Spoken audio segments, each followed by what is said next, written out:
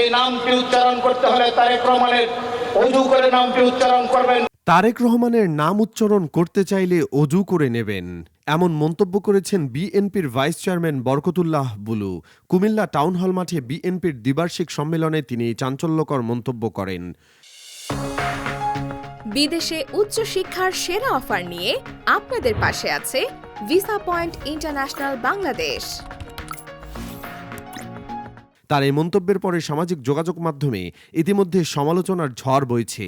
সাধারণ মানুষ ও নেটিজেনরা মনে করেন এ ধরনের মন্তব্যের কারণেই একজন শাসক পরবর্তীতে স্বৈরশাসকে পরিণত হতে পারে।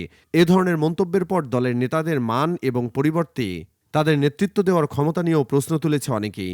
বিএনপির ভারপ্রাপ্ত চেয়ারম্যান তারেক রহমান বলেছেন, বাংলাদেশ জাতীয়তাবাদী দল আগামী দিনে দেশকে এগিয়ে নেওয়ার পরিকল্পনা জনগণের সামনে তুলে ধরবে।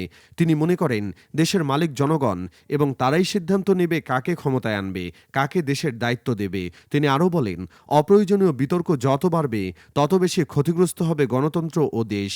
এখন দেশ গঠনের সময়, বিভাজনের নয়। এই সম্মেলনে তারেক রহমান আরও বলেন, বিএনপি একটি রাজনৈতিক দল হিসেবে নির্বাচন চাওয়াটা স্বাভাবিক। গণতান্ত্রিক প্রক্রিয়ায় অংশগ্রহণ করাই তাদের লক্ষ্য। তিনি প্রশ্ন তুলেন, যদি গণতন্ত্রে বিশ্বাস করি তাহলে নির্বাচন চাওয়াটা কেন অস্বাভাবিক হবে? দেশের মানুষই হচ্ছে প্রধান বিচারক। এই দেশের মালিক জনগণ। কাজেই জনগণই সিদ্ধান্ত নেবে কাদের পরিকল্পনাকে তারা সমর্থন করবে, কাদেরকে তারা দায়িত্ব দেবে দেশ পরিচালনা করার। তিনি বলেন, আজকে আমরা নিজেদের মধ্যে যত বেশি অপ্রয়োজনীয় তর্ক বিতর্কে লিপ্ত হব তত বেশি ক্ষতিগ্রস্ত হবে দেশ, দেশের মানুষ, দেশের গণতন্ত্রের ভবিষ্যৎ। গণতান্ত্রিক রাজনৈতিক প্রতিষ্ঠান বহু ক্ষতির ভেতর দিয়ে বিগত 15 বছর ধরে দেশের মানুষ এবং দেশ গেছে। এখন দেশ গড়ার পালা। দেশ গড়ার জন্য, দেশের রাষ্ট্র কাঠামোকে গড়ে তোলার জন্য যা যা করা উচিত, দেশের ঐক্য ধরে রাখার জন্য যা যা পদক্ষেপ গ্রহণ করা উচিত, বাংলাদেশ জাতীয়তাবাদী দলের পক্ষ থেকে আমাদের সেই চেষ্টা আমরা অব্যাহত রাখব। এই হোক আমাদের প্রত্যাশা, এই হোক আমাদের শপথ।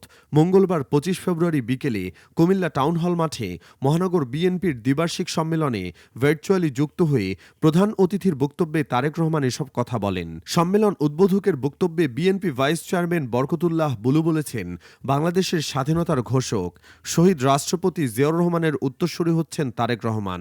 তার নামটি উচ্চারণ করতে হলে অজু করে নেবেন। তারেক রহমান বাংলাদেশের বৃহত্তম রাজনৈতিক দলের চেয়ারপারসনের ছেলে।